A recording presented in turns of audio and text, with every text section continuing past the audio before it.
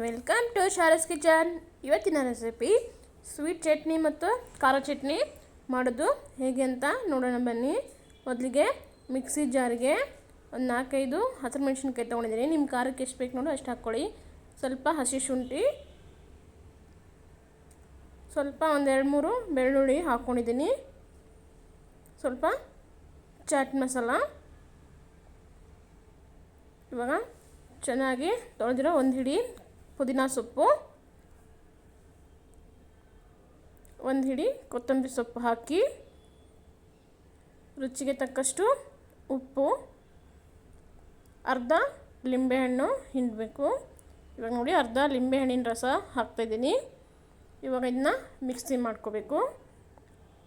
ಇವಾಗ ಇದಕ್ಕೆ ಸ್ವಲ್ಪ ನೀರು ಹಾಕ್ಕೊಂಡು ಮತ್ತೆ ಮಿಕ್ಸಿ ಮಾಡ್ಕೋಬೇಕು. ನುಣ್ಣಗೆ ಪೇಸ್ಟ್ ಮಾಡ್ಕೋಬೇಕು.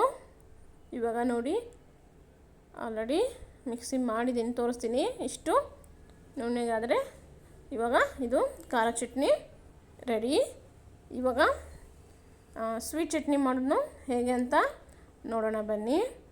ಮೊದಲಿಗೆ ಒಂದು ಪ್ಯಾನ್ ಇಟ್ಟು, ಪ್ಯಾನ್ಗೆ ಈ ಥರ ಹುಣಸೆಹಣ್ಣ ನೀರಲ್ಲಿ ಹಾಕಿ ನೆನೆಸಿಟ್ಟಿರೋದು. ಇವಾಗ ಇದನ್ನು ಹಾಕಬೇಕು.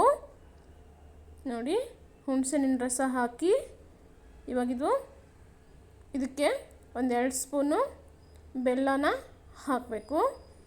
ಬೆಲ್ಲನ ಕರಗೋವರೆಗೂ ಚೆನ್ನಾಗಿ ಕುದಿಸ್ಕೋಬೇಕು. ಇವಾಗಿದು ಬೆಲ್ಲ ಎಲ್ಲ ಕರಗಿದೆ.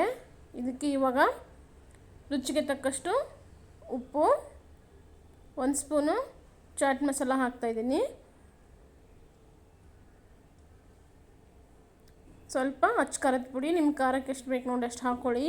ಸ್ವಲ್ಪ ಸ್ವೀಟು ಖಾರ ಎರಡೂ ಇರಬೇಕು. ಇದು ಅಂದರೆ ಚೆನ್ನಾಗಿರುತ್ತೆ. ಹುಳಿ ಖಾರ ಖಾರ ಸ್ವೀಟು ಇರಬೇಕು.